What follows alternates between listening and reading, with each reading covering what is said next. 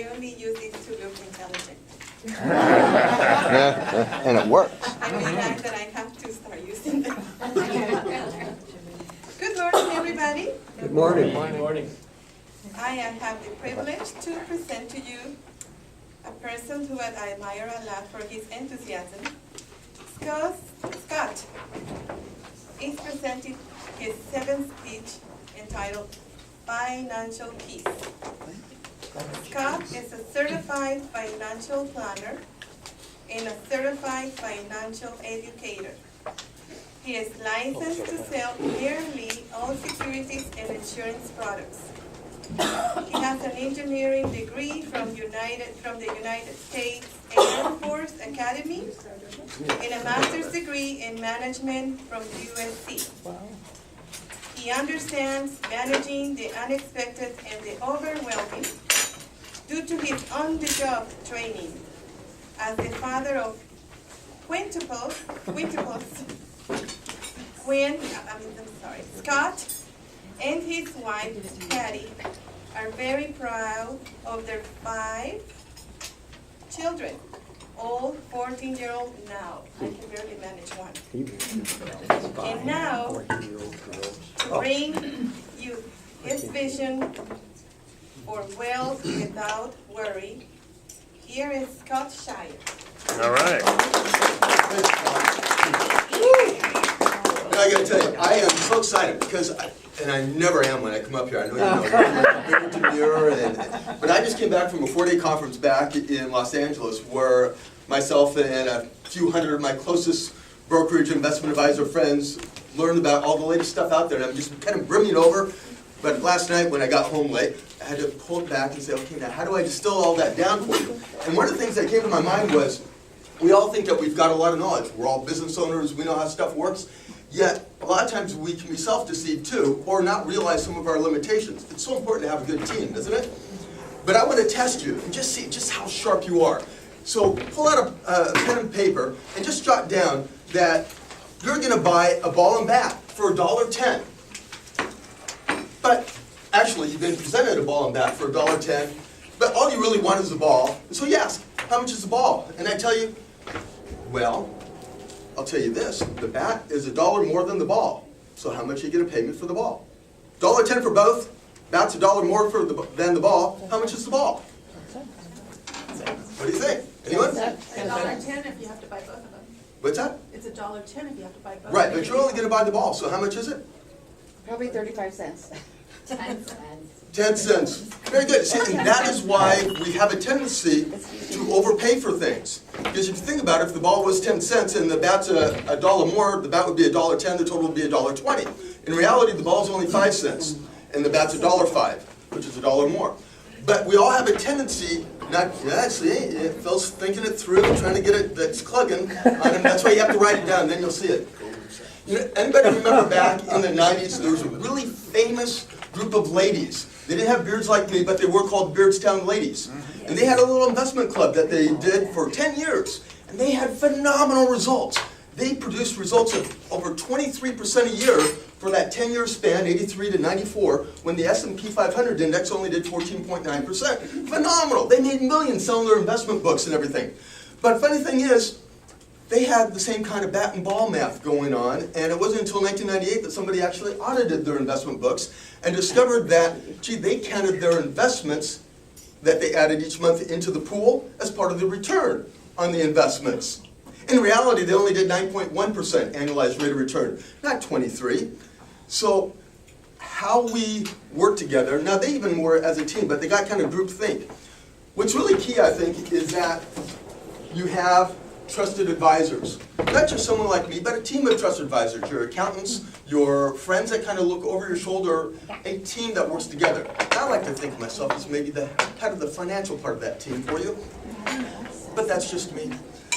As I go and look at all the things that we have, especially after coming back from my 4-day conference, there's a plethora of investments and strategies out there. And it really takes a tenacious group to look through them all and ferret through what's worth dealing with. There's stocks and bonds, mutual funds. There's closed-end mutual funds. There's options on the stocks. There's limited partnerships. There's master limited partnerships. There's real estate investment trusts. There's variable annuities, fixed annuities, equity index annuities. There's all kinds of things out there. What are you going to do? You need a trusted advisor, someone that you can trust and who's competent to advise. Now, the problem that I run into is that because there's so much, a lot of the advisors that I work with, because I do use quite a few to help me in evaluating things also, but so many become tunnel vision on just a few things that they become comfortable with. They don't want to branch out and check out other things because it takes a lot of work. Fortunately, I don't suffer from that problem. I suffer now from a lack of time because I like to check out everything. I think of myself as Sherlock Holmes, and I'm always in the hunt with my Watson. The hunt is on. We're looking for the next best thing all the time, and there are lots of cool stuff out there. Now, you don't necessarily want cool, because cool a lot of times means risky or not well thought through, and I don't want that either. I'm going to throw out a few ideas for you that are worth considering, but before I do that, because a lot of times I even jump into that, I'm an excited guy. I get enthused about things when I find them, but before you consider any investment, no matter how hot it sounds, you've got to make sure it fits into your plan. Do you have a plan? Have you mapped out a vision as to where you want to go? It's one of the most difficult things to sit down and do because it takes that personal peace, some quiet, someone oftentimes to prompt you, to ask, what's important about this stuff, money, to you? And then when you think about, well, what do you want money for? Maybe it's to buy things, but what's important about those things? Maybe it's to make you happy, maybe it's to help others. Well, what's important about that? And you continue through that process to find out, really, what are you all about? And how is this money stuff going to fit into that? A lot of times we get too excited about the quick gain and forget that's not really what it's about. It's about achieving the end goals. Usually that involves helping others, helping your family, having some peace in your life. Too often our money and our investments don't add peace, they add tension, they add worry, they add fretting. So the first step in anything with your financial advisor, that's me or someone else, is to really clarify your goals. And then you lay out a plan to achieve those. Fitting into that, one of the things I like these days are structured notes. I've already talked about those because they add guarantees to your investment so you can sleep at night knowing your principal won't disappear or that your income's secure. Variable annuities do that a lot. Lots of different ones. I've delved into those. I'm not going to go into details here, but I love that stuff. Another thing that has changed a lot this year, just curious, we have accountants here. Anyone know what one of the biggest changes was for this year in the tax code as far as investments go? Big hot topic of my industry. Increase in Roth IRAs? Roth IRA. Exactly. Anybody can convert their regular IRA to a Roth IRA. And it's a really hot thing where a lot of people are being promoted to do that. For most people, it doesn't make sense. So you need to look at it. It's being used as a marketing gimmick. It can be a brilliant thing, but usually not all of your retirement account. It's got to fit into your overall financial plan and vision.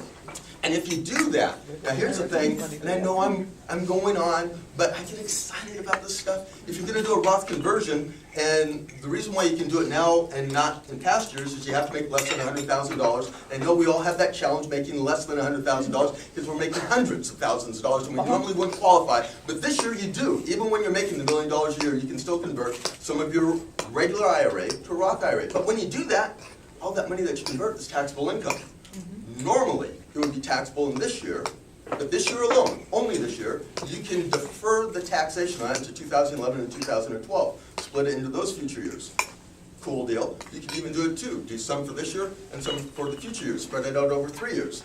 But if you do that, you get the tax impact. That's where I've got something a lot of people don't have. That's oil and gas investments, where you can write off 100% of what you put into oil and gas. Whole other thing, I diverge, but the bottom line is, if you work with me, we develop a strategic vision, we look at all kinds of grand strategies to help achieve that vision, and then we look at the investments that fit into it. And with that, I think you can go to sleep with peace and confidence knowing you've got a plan and a planner to work with you. Thank you very much.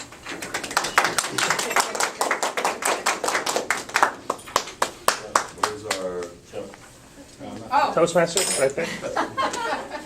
She's so enthralled. Podium. sorry. Lovely. Thank you very Thank much. you. Thanks again, Scott. Okay, now I'd like to introduce our next. Oh, 1 minute, 1 minute. take 1 minute to do your evaluation for Scott, please.